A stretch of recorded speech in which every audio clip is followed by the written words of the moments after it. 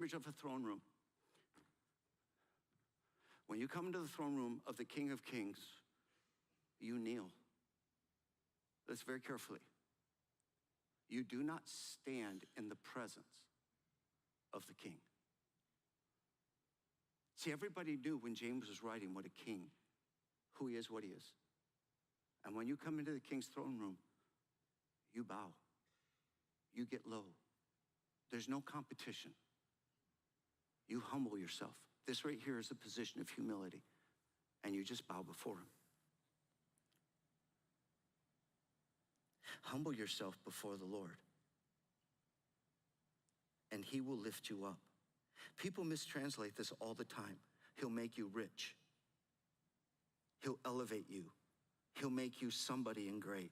That's not what it means. It means the king will step up to you in your humble position, and he will tap you on the shoulder, and he'll take your hand, and he'll lift you up. And he will make you able to stand in places in life you could never stand without him, because it will take his grace to stand. It'll take his grace to stand when you're failing or stand when you're succeeding. That's why it says he gives more grace.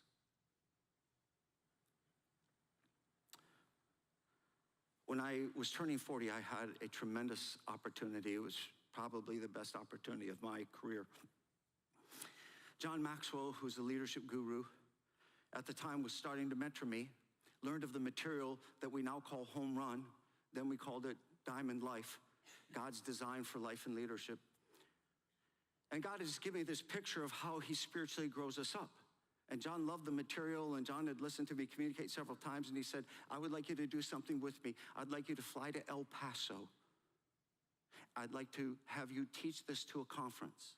We're gonna video you, and it's gonna be in my package of leadership. When I walk away from that and say yes, which I did, I'm like, thank you, Jesus.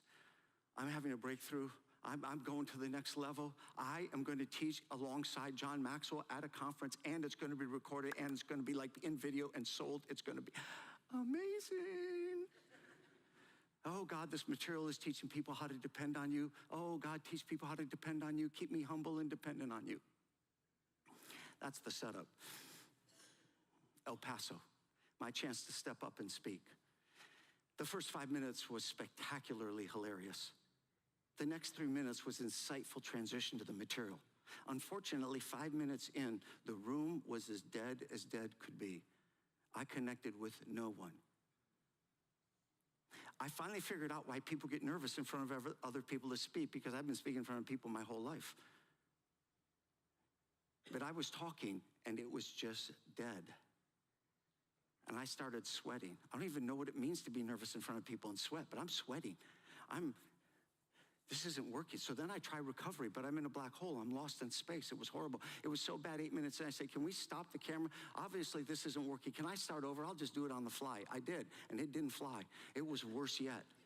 It was the single worst communication of my life. It was so humiliating when they got done. Do this with me. Everybody do this. You know what that is? Pity applause.